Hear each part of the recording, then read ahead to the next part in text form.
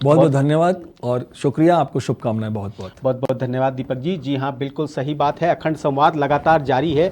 उस किसान के लिए जो कि हमारा हीरो है, उस किसान के लिए जो कि लगातार हमारे लिए अन्न उगाता है। जी हाँ, बिल्कुल सही बात है कि घनघोर वर्षा हो रही है, गगन गर्जन कर रहा, घर से निकलने को गरज कर वज्र वर्जन कर रहा, तो भी कृषक मैदान में करते निरंतर काम है। किस लोभ से वे आज भी लेते नहीं विश्राम है। बाहर निकलना मौत है, आंधी अंधेरी रात है, शीत कैसा पड़ रहा है, थर थराता गात है, तो भी कृषक ईंधन जलाकर खेत पर है जागते। ये लाभ कैसा है न जाना, जिसका मोह अब भी त्यागते।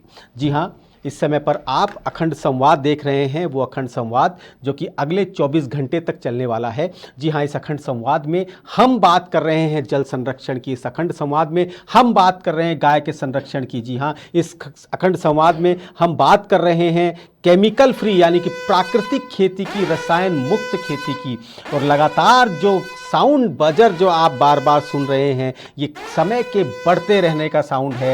ये इस चीज़ का साउंड है कि हम अपनी मुहिम की तरफ धीरे धीरे बढ़ रहे हैं, हम अपने लक्ष्य की तरफ धीरे धीरे ही सही लेकिन बढ़ते जा रहे हैं। और इस समय हमारे साथ में स्टूडियो में मौजूद हैं दशरथ सिंह नाथावत। जी हाँ, दशरथ सिंह नाथावत के बारे में मैं आपको बताऊं, दशरथ सिंह जी इस समय पर वीडियो हैं, वो एक ग्राम पंचायत लोहरवाड़ा और कुड़ियों का बास, ये दो ग्राम पंचायत हैं जहां पर अब तक वो काम कर चुके हैं।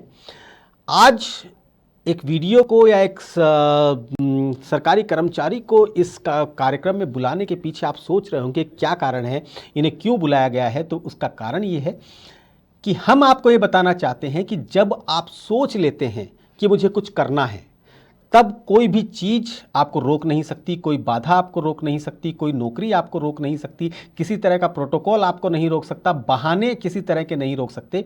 इसी तरह के एक व्यक्तित्व हैं दशरथ सिंह नाथावत। बहुत बहुत स्वागत है आपका हमारे स्टूडियो में दशरथ जी। थैंक यू साहब, अपडेट इंडिया टीम को। जी हाँ, अखंड संवाद आप काफ़ी देर से देख रहे हैं, बहुत देर पहले से आए हुए हैं और हमेशा आप अपडेट इंडिया के साथ, सुनील सुशीला शर्मा के साथ हमेशा आप खड़े रहते हैं जब भी कोई काम होता है, जब भी किसी भी तरह की चीज़ होती है। क्या कहना चाहेंगे अखंड संवाद के बारे में? अखंड संवाद काफ़ी टाइम से मैं भी देख रहा था इसको, और बढ़िया अच्छा जो जैविक खेती के बारे में, जल संरक्षण है, गौ संवर्धन है, इस टॉपिक्स पर आप सारी जो बातें कर रहे हैं वो सभी लोगों के लिए बहुत ही अच्छी चीज़ है। इससे सभी लोगों को प्रेरणा मिल रही है और लोग मोटिवेशन के साथ धीरे धीरे इस चीज़ से जुड़ेंगे भी। जी, आप लोहरवाड़ा के टाइम की बात कर रहा हूं, जिस समय आप लोहरवाड़ा में पोस्टेड थे, वहां पर जल संरक्षण के लिए मैं थोड़ा सा दशरथ सिंह जी के बारे में बताऊं। दशरथ सिंह जी ने लोहरवाड़ा गांव में जल संरक्षण के लिए एक बहुत अच्छा काम किया और वो काम ऐसा था जिसके लिए लोहरवाड़ा के लोग आज भी इन्हें याद करते हैं। मैं चाहूँगा दशरथ सिंह जी खुद अपने मुंह से बताएं कि क्या इन्होंने किया और किस प्रकार से उस गांव का जल स्तर बढ़ने लगा। देखिए, लोहरवाड़ा ग्राम पंचायत में मैं पूर्व में कार्यरत था और उसके अंदर गांव के जितनी भी घर के छत है या उनको सबको नालियों से जोड़ते हुए जी, बीच में चैम्बर्स और जाल बनाते हुए जो खेतों में कुएं थे जी, दोनों छोरों के ऊपर उन नालियों को जोड़ते हुए जी उनको अटैच कर दिया गया। और सबसे बड़ी बात कि बरसात जब हुई जी, तो बरसात के अंदर वो नालियों के थ्रू जो बरसाती पानी आया उससे वो कुएं रिचार्ज के हिसाब से उनमें पानी चला गया और वो फुल भर गए जी। फिर थोड़ी दिन बाद में फिर बरसात आई तो उसके अंदर फिर वही पानी नालियों के थ्रू पहुंच गया। तो एक जल रिचार्ज का बहुत बढ़िया एक एग्जाम्पल पेश किया लोहरवाड़ा से। अभी राइट में मैं कुड़ियाँ बास में कार्यरत हूँ, वहाँ भी उसी तर्ज के ऊपर जो गांव की जितनी भी नालियों को जोड़ते हुए हमने उन कुएं से अटैच किया और उन कुओं के माध्यम से जल रिचार्ज का बढ़िया बहुत एक एग्जाम्पल पेश किया। और इसके अलावा नालियों को जोड़ते हुए हमने बड़े बड़े चैम्बर्स और सरकारी योजनाओं के अंदर हमें सोख्ता पिट, मैजिक पिट्स, ये भी हमने वहाँ काफ़ी बनवाए हैं। तो उस हिसाब से जल रिचार्ज का एक बहुत बढ़िया ऑप्शन है, जल संरक्षण का एक बहुत ही अच्छा उदाहरण पेश किया है। जी हाँ, दशरथ सिंह जी जिस गांव में थे, लोहरवाड़ा गांव है, वहां पर इन्होंने वहां पे सफाई रहे इसलिए पानी एक जगह इकट्ठा ना हो, इसके लिए इन्होंने जितनी भी घर थे, जितने भी मकान थे, जितने भी दूसरे सरकारी भवन थे, उन सब की छतों से निकलने वाले नालों को इकट्ठा करके जगह जगह से जोड़कर उन्हें वहाँ के जो कुएं थे, जो करीब 3 या 4 कुएं, इनके कितने 3 कुएं थे शायद वहाँ पे, 3 कुएं थे, उन तीनों कुओं से उन नालियों को जोड़ दिया। अब जैसे ही बरसात आने लगी, बरसात आती तो जितना भी पानी उन भवनों पर इकट्ठा होता, मकानों से निकलता, सड़क से निकलता, वो सारा पानी उन नालियों के जरिए उन कुओं में जाकर निकलने लगा, इकट्ठा होने लगा, और धीरे धीरे करके जो कुएं सूखे थे वो पानी देने लगे। जी हाँ, ये एक अधिकारी का कार्य था, एक अधिकारी के दिमाग का कार्य था। तो क्या उस समय पे गांव वालों की तरफ से क्या प्रतिक्रिया रही होगी जब आपने ये काम शुरू किया? गांव वालों ने बहुत ही अच्छा इस चीज़ को माना और उन्होंने अप्रिशिएट भी किया। और सबसे बड़ी बात कि वहाँ जल रिचार्ज से लोगों के जो बोरिंग्स थे जी, उन बोरिंग्स में पानी की जो नोजल्स चलते हैं, जैसे 5 या 6 नोजल्स वो बढ़ने लग गए, तो लगा कि वास्तव में इसमें पानी की ग्रोथ हुई है, जल स्तर बढ़ने लगा, जल स्तर बढ़ने लगा। और दूसरा फिर ऐसे ही हमने जो कुड़ियावास में भी किया। इसके अलावा वाटर हार्वेस्टिंग जो जल संरक्षण के हिसाब से हमारी सरकारी योजनाओं में है, हमने वाटर स्टोरिंग स्कूल्स में बनवाए जी, और जो अतिरिक्त जितनी भी सरकारी बिल्डिंग्स थे उनको भी जोड़ते हुए वाटर हार्वेस्टिंग का कार्य किया। जी जी सर। इसके अलावा दशरथ सिंह जी ने पानी तो इकट्ठा किया, पानी का जल संरक्षण का काम भी किया। इसके अलावा क्योंकि मैंने बताया कि दशरथ सिंह जी हमेशा चाहते हैं कुछ ना कुछ नया करता रहूं अपने गांव के लिए, अपने गांव वालों के लिए। केवल इनका काम केवल ये नहीं था कि सरकारी नौकरी की तरह 10 से 5 की नौकरी करें, अपना काम करें और घर चले जाएं। उसके बावजूद इन्होंने इसके अलावा और भी कई कार्य किए। मैं जानना चाहूँगा किस किस तरह के कार्य आप लोगों के लिए करते हैं? सर, लोहड़ा ग्राम पंचायत में थे तब लोहड़ा गाँव के जो किसान हैं उन किसानों को जैविक के खेती के बारे में प्रमोट करने के लिए हर संडे को लगातार 2 महीने तक हम हर संडे को जयपुर से टीम आती, वो लोग जैविक खेती के लिए उनको प्रेरित करते, किसानों को उस खेती के लिए भाई नवाचार कैसे क्या कर सकते हैं। गाँव के जो लोग हैं, किसान हैं, उन किसानों को सबसे बड़ी समस्या ये रहती है कि कल को उत्पादन होगा तो खरीदेंगे कौन जी। और सबसे बड़ी बात मतलब जो अभी खेती हो रही है उस खेती के अलावा औषधीय पौधे जो अपने हैं, अश्वगंधा है, तुलसा जी है, गिलोय है, इस टाइप के लोगों के नवाचार के हिसाब से जो यहाँ से टीमें गई, उन्होंने समझाया, बताया, उन्होंने प्रेरणा भी ली और धीरे धीरे इसकी मुहिम की ओर है और लोग बड़ा अप्रिशिएट भी कर रहे हैं इस चीज़ को जी। फिर क्या रहा उसके बाद? किसानों ने कुछ समय तक मैं लोहरवाड़ा था, फिर 2 महीने तक जब चलता रहा कार्यक्रम, और उसके बाद में हमारी सरकारी ट्रांसफ़र पॉलिसी रहती है तो वहाँ से मैं चला गया, और जैसे अगली ग्राम पंचायत में है तो वहाँ भी धीरे धीरे इसी जैविक खेती के बारे में हम काम करते रहेंगे। जी हाँ, इसके अलावा और समाज से संबंधित कार्य कई आपने किए, वहाँ मैं जानना चाहूँगा। सब कुछ हमारे दर्शकों को बताइए कि किस प्रकार से एक अधिकारी और भी बहुत सारे काम हैं जो कर सकता है। बस क्या है कि देखो, हमारे बुजुर्ग हमारी नींव है, धरोहर है जी।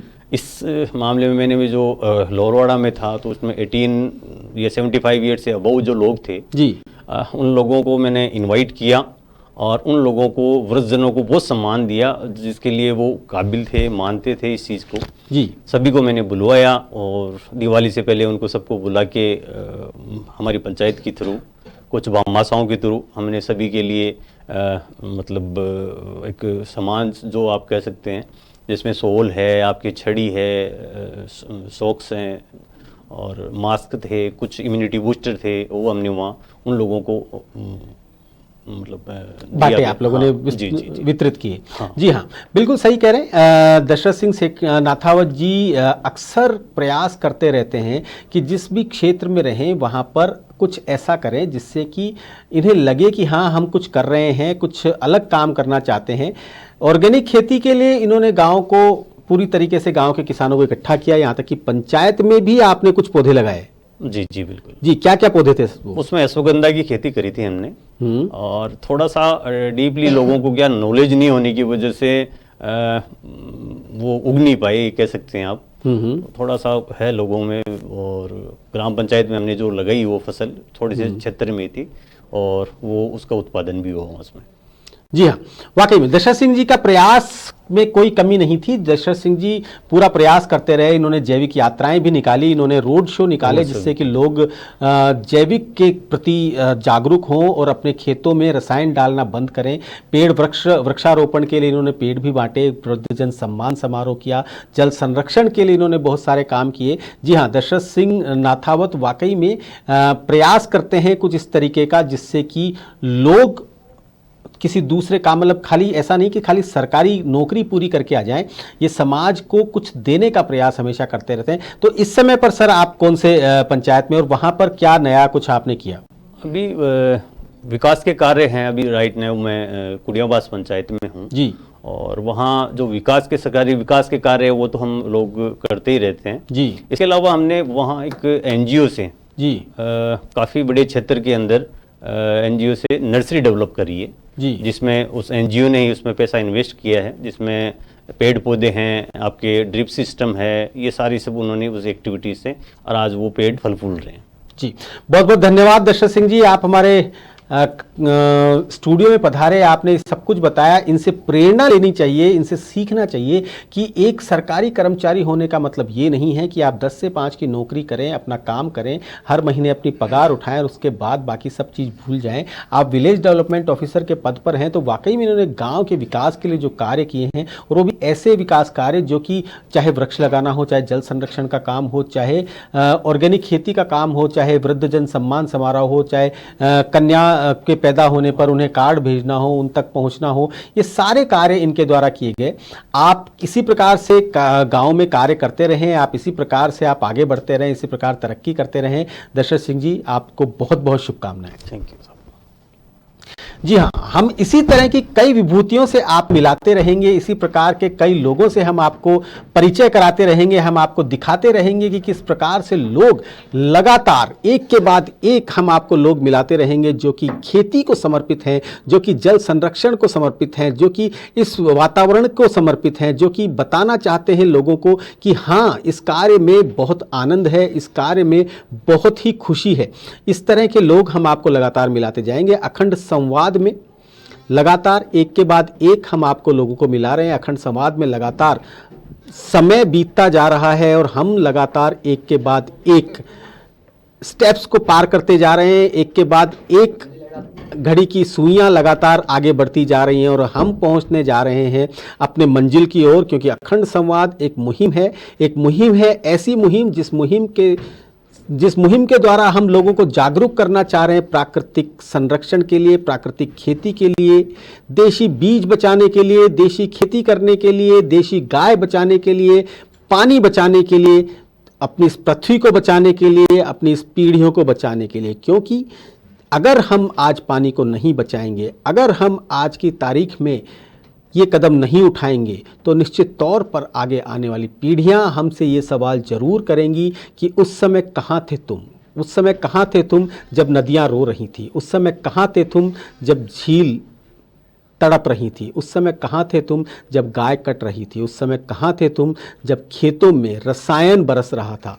आपको, हमको, हम सबको मिलकर इन सवालों के जवाब ढूंढ लें, या फिर हम ये करें कि इन सवालों के जवाब ढूंढने के बजाय हम इन सवालों को ही ख़त्म कर दें और हम इस प्राकृतिक खेती को अपना लें, हम गाय को बचाने चले जाएं और हम पानी का रिचार्ज करने के लिए, जब दशरथ सिंह नाथावत इस तरह से कर सकते हैं तो हर व्यक्ति अगर अपनी पंचायत में इस तरह से काम करे तो आप खुद सोचिए कितनी पानी की बचत होगी। और कुएं अगर रिचार्ज हो जाएंगे तो हमारी आधी से ज़्यादा समस्याओं का हल हो जाएगा। गाय को अगर हम बचाने लगेंगे तो गाय, वाकई में गाय हमारा प्राण है, गाय हिंदुस्तान का प्राण है, गाय हमारी सांस्कृतिक धरोहर है, गाय हमारी माता है। ये केवल कहने भर से काम नहीं चलेगा, हमें गाय की तरफ ध्यान देना होगा, हमें गाय को बचाना होगा, हमें गाय को सबके साथ मिलकर उसका संवर्धन करना होगा। केवल गोपाष्टमी के दिन गाय की पूजा करने से कुछ नहीं होगा, केवल गोवर्धन के दिन गोवंश की पूजा करने से कुछ नहीं होगा, केवल बिचवारस के दिन गाय की पूजा करने से कुछ नहीं होगा। गाय को हमें बचाना होगा। गाय हम गाय को नहीं बचाएंगे, अगर हमने गाय को बचा लिया तो गाय आगे जाकर हमें बचा लेगी। जिस प्रकार की खेती इस समय पर हम देख रहे हैं, रसायनों से भरी हुई खेती को जब हम देख रहे हैं तो रसायनों से भरी हुई ये खेती एक दिन हमें बर्बाद कर देगी, हमें ख़त्म कर देगी, हमें समाप्त कर देगी। क्योंकि रसायनों से भरी हुई ये खेती रसायनों से भरी हुई खेती धीरे धीरे हमारे शरीर में, हमारे घर में, हमारे वातावरण में जहर घोल रही है और ये जहर जो है ये हम लोगों को धीरे धीरे बीमार कर रहा है। अस्पतालों से भरे हुए, आदमियों से भरे हुए अस्पताल हमें नज़र आते हैं। कैंसर की राजधानी बनते जा रहे हैं हमारे हॉस्पिटल।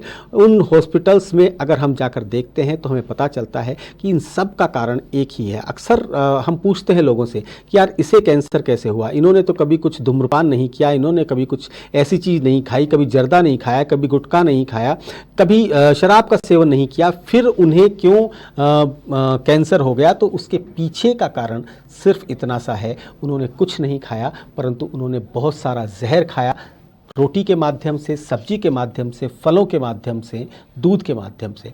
इन सभी चीज़ों से मुक्ति पाने का अगर कोई इलाज है तो वो सिर्फ ये है कि हम धीरे धीरे करके इन रसायनों से दूर हो जाएं, हम धीरे धीरे प्राकृतिक खेती की तरफ जुड़ जाएं, हम धीरे धीरे जैविक खेती की तरफ जुड़ जाएं, हम गौ माता को बचाएं, हम पानी को बचाएं।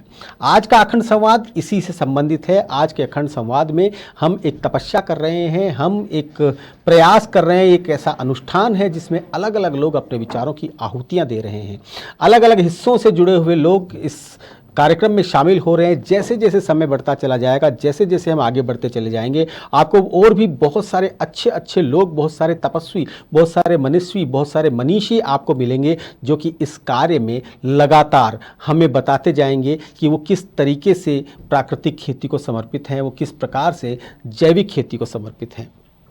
अखंड संवाद में आप आगे हम आपको लेकर चल रहे हैं कुछ ऐसे ही लोगों के पास में अखंड संवाद, क्योंकि कल दिन में 2 बजे तक चलेगा। 24 घंटे हमें इस कार्यक्रम को चलाना है। इसके पीछे की मुहिम सिर्फ इतनी सी है कि बात निकलेगी तो दूर तलक जाएगी। प्रारंभ प्रचंड है, संवाद अखंड है। ये अखंड संवाद जो है इसलिए किया जा रहा है, ये एक तरह की आप इसे स्ट्राइक समझ सकते हैं, एक तरह की हड़ताल समझ सकते हैं उन लोगों के लिए जो कि नीति नियंता है, उन सरकारों के प्रति जो कि चाहे तो पॉलिसी बना सकती हैं प्राकृतिक खेती के लिए, उन किसानों के लिए जो अभी तक भी मोह नहीं त्याग पा रहे हैं केमिकल फार्मिंग का, पेस्टिसाइड्स का यूज़ करने का।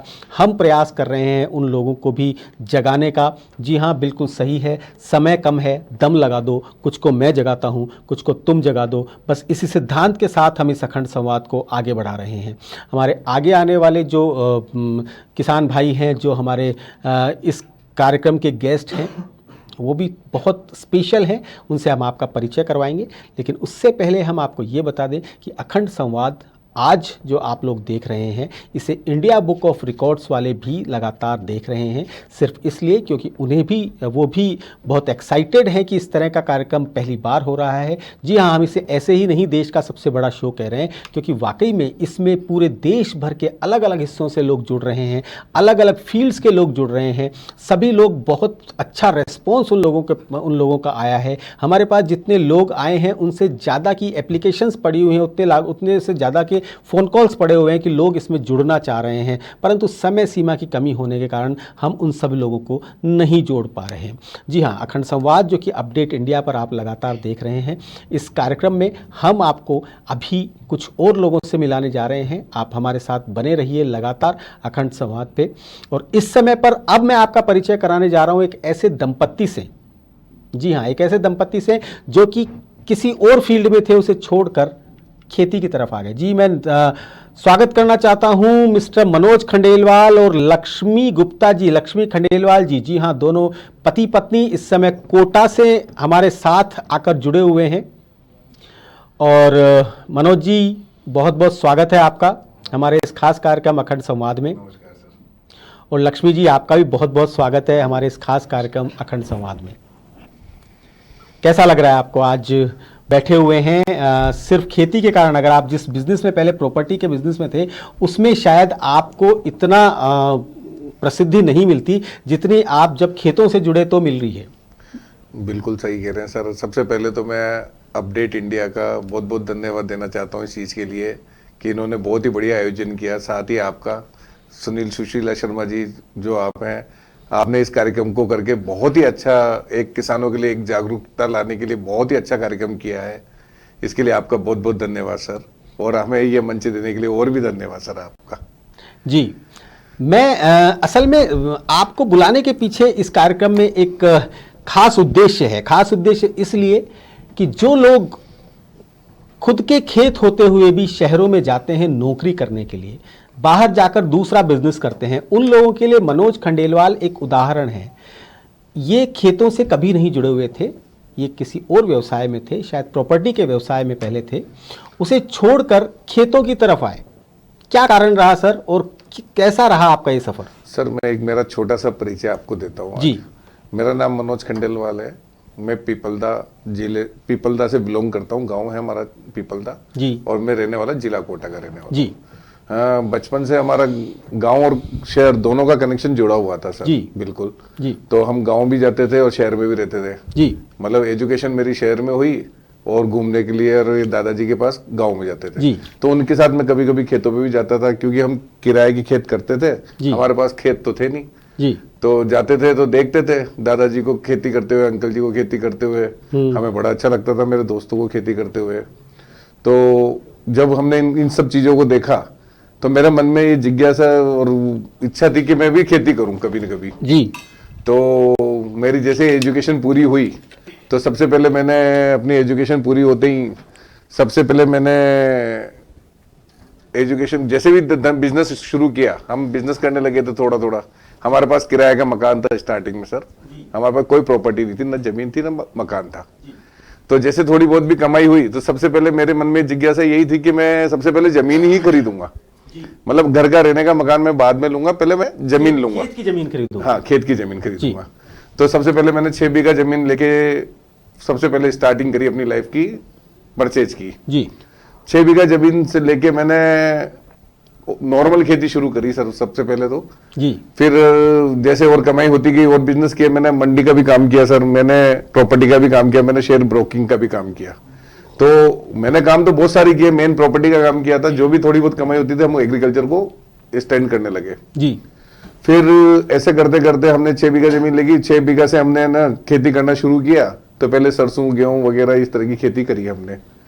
तो उसमें कोई विशेष मुनाफा हमें हुआ नहीं, पर इच्छा तो खेती करने की थी सी जी। तो फिर हमने 6 बीघा के बाद फिर 10 बीघा और ली, 15 बीघा ली, ऐसे कर करके हमने जमीनें लेना शुरू किया जी। और फिर हम उसके बाद चेंज हुए सब्जियों की खेती पे जी।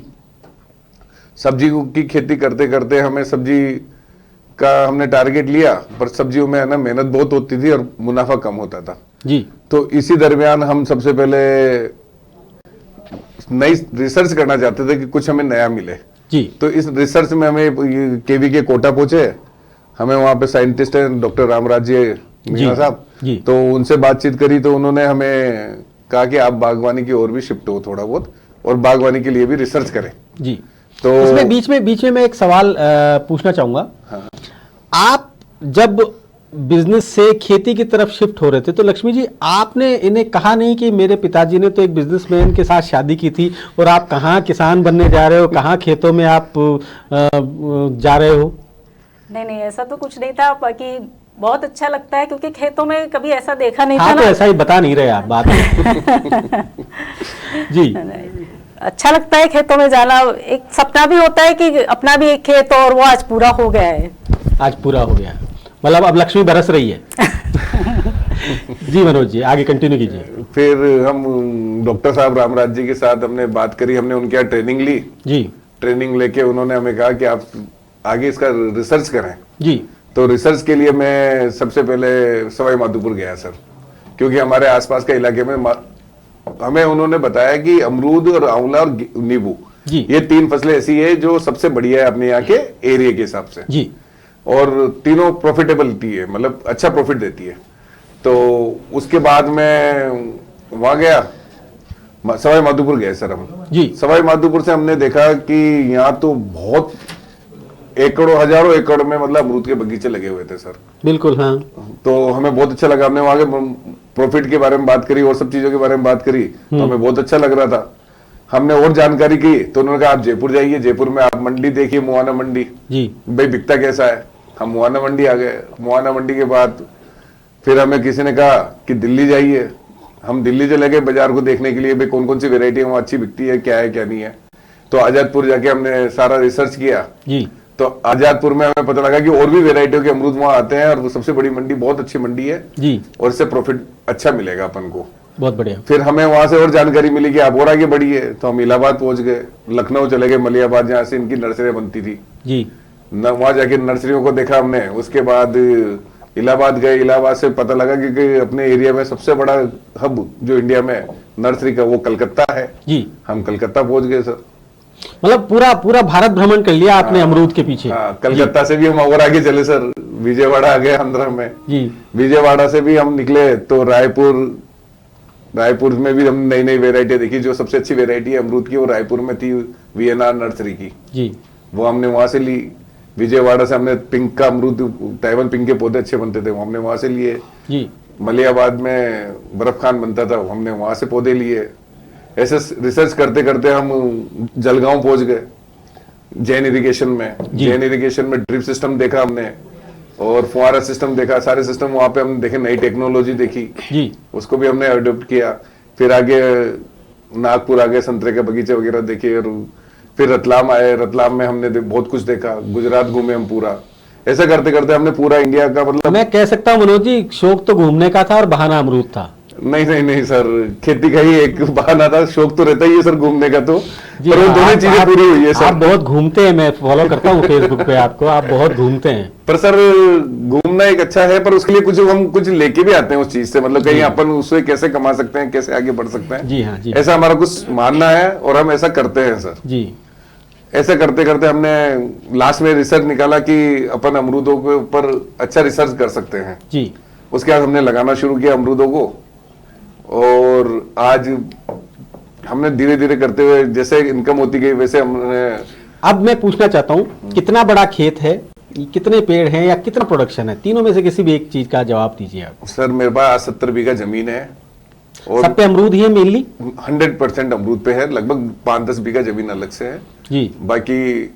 और मेरे पास आज की तारीख में एवरेज 10,000 पौधे लगभग हमारे खेत में भी हैं। अभी राजस्थान में अगर देखें तो इतना बड़ा खेत किसी के पास है अमरूद का? सर ये तो मैं नहीं कहूंगा, पर हाँ ठीक है, 10,000 प्लांट होना अपने आप में बहुत बड़ी बात है सर। और हाँ, मतलब मैंने भी सुना नहीं, इसलिए मैं आपसे सबसे बड़ी बात उसमें ये भी है कि सर हमारे यहाँ अमरूद की सारी वेराइटियां मिलेगी आपको जी। मतलब हम एक रिसर्च सेंटर बना लिया है एक तरह से उसको, अमरूद का जी, कि हम उसमें नई नई वेराइटियों को कैसे डेवलप कर सकते हैं, कैसे ला सकते हैं। और जो भी बाहर की वैरायटी भी आती है तो हम उसको लगाने की कोशिश करते हैं। हम अपने आप में देखते हैं किसमें क्या कमी है, किसमें क्या अच्छा प्रोडक्शन है जी। तो हम मतलब ये कह सकते हैं कि हमारे यहाँ सारी तरह की वैरायटियों के अमरूद आपको मिलेंगे। कम से कम 10 से 15 वैरायटी हमारे यहाँ है, इससे भी ज्यादा वैरायटियों के अमरूद है हमारे पास अभी आज की तारीख में। और प्रोडक्शन तो बहुत अच्छा है ही सही सर, नो डाउट। इंडिया तो अभी उसके साथ प्रोसेसिंग वगैरह कुछ स्टार्ट किया आपने? अमरूद जेली और अमरूद के जूस वगैरह कुछ ये स्टार्ट किया या अभी? नहीं सर, अभी हमारा अमरूद ही इतना अच्छा बिक रहा है तो हम उसको जेली और उसको प्रोसेस करने में अभी जा नहीं रहे हैं, क्योंकि जो मुनाफा में डायरेक्ट हो रहा है तो हम उसको इनडायरेक्ट में क्या पता इतना मुनाफा बैठेगा नहीं बैठेगा, हम कह नहीं सकते सर। हमारा अमरूद अभी बहुत अच्छे रेटों पे बिक रहा है सर, और इंडिया का बड़े से बड़ा बाजार हमने इस साल देखा है, किया है हमने। तो लक्ष्मी जी, अब तो पीहर वाले खुश होंगे कि नहीं बिजनेसमैन को दिया था, बिजनेसमैन के पास ही हो। जी नहीं जी, हाँ वो बिल्कुल खुश है। वो तो पहले वाले काम से खुश थे, नहीं पहले वाले काम से भी खुश थे और अभी वाले काम से तो बहुत ज्यादा खुश है। बिल्कुल, अब तो टाइम पे अमरूद पहुंच जाते हैं ना वहाँ बिल्कुल पे। बिल्कुल चलिए ठीक है, अब हम आते हैं मेन मुद्दे पर मनोज जी। चंबल का इलाका है, कोटा में पानी की कोई कमी नहीं है, पर आपने भी बताया कि आप जलगांव भी पहुंचे, जैन इरिगेशन भी पहुंचे। जैन इरिगेशन जो कि सूक्ष्म सिंचाई का जो बहुत बढ़िया प्लांट जो बनाते हैं, इक्विपमेंट जो बनाते हैं, तो वहां आपको जरूरत पड़ी माइक्रो इरिगेशन की? सर माइक्रो इरिगेशन से ही पौधों का मतलब स्वास्थ्य अच्छा रहता है, अपन ये कह सकते हैं एक तरह से। मतलब उनका डेवलपमेंट जो होता है वो माइक्रो इरिगेशन से बहुत बहुत अच्छा है। यदि हम ज्यादा पानी देंगे तो उसमें है ना जो खरपतवार होती है वो बहुत ज्यादा एक्सेस मात्रा में हो जाती है, उसके लिए हमें बहुत खर्चा करना पड़ता है उसके लिए। तो हम चाहते हैं कि ड्रिप इरिगेशन में हम प्लांट टू प्लांट पानी पौधे में पानी देते हैं, तो उसमें हमारे को बहुत ज्यादा फायदा होता है। हमें जो भी देना है हम उसको प्लांट टू प्लांट में दे देते हैं और बहुत कम पानी में अमरूद की फसल ऐसी है कि पहली बात तो बहुत कम पानी में हो जाती है। यदि हम खुला पानी देंगे तो बहुत लंबे टाइम तक हम उस पानी को देते रहते हैं जी, तो उसकी हमें जरूरत ही नहीं पड़ती सर। हम ड्रिप इरिगेशन पे सारा सिस्टम ही ड्रिप इरिगेशन पे और सोलर पे लगा रखा है हमने। मेरे यहाँ 4 सोलर प्लांट लगे हुए हैं, सोलर पानी के लिए ट्यूबवेल लगी हुई है सोलर वाली जी, जिससे हम सारे सिंचाई करते हैं और सारा ड्रिप इरिगेशन पे हम सारा काम 100% काम ड्रिप इरिगेशन पे ही करते हैं, क्योंकि इससे हमारे पानी की बचत भी होती है, साथ में वेस्ट पानी भी नहीं जाता और खरपतवार पे भी हमें बहुत फायदा मिलता है और प्रोडक्शन वाइज भी बहुत अच्छा आता है। और यहाँ पर ये देखें तो उसमें बीमारियां भी बहुत कम आती है सर, क्योंकि ज्यादा पानी देने से ज्यादा बीमारियां आती है, फंगस भी बहुत ज्यादा लगता है जी हाँ। तो वो सबको बचाने के लिए हमने ड्रिप इरिगेशन को ज्यादा यूज किया। जी हाँ, तो यहाँ पर हम मनोज जी को जो यहाँ इस कार्यक्रम में अखंड संवाद में आपको बुलाया, उसके पीछे का जो कारण है वो आपको शायद अब समझ में आया हो। हम आपको असल में यहाँ पर ये बताना चाहते हैं कि जो मनोज खंडेलवाल पूरे देश भर में अलग अलग जगहों पर गए, अमरूद की वैरायटियों को देखने,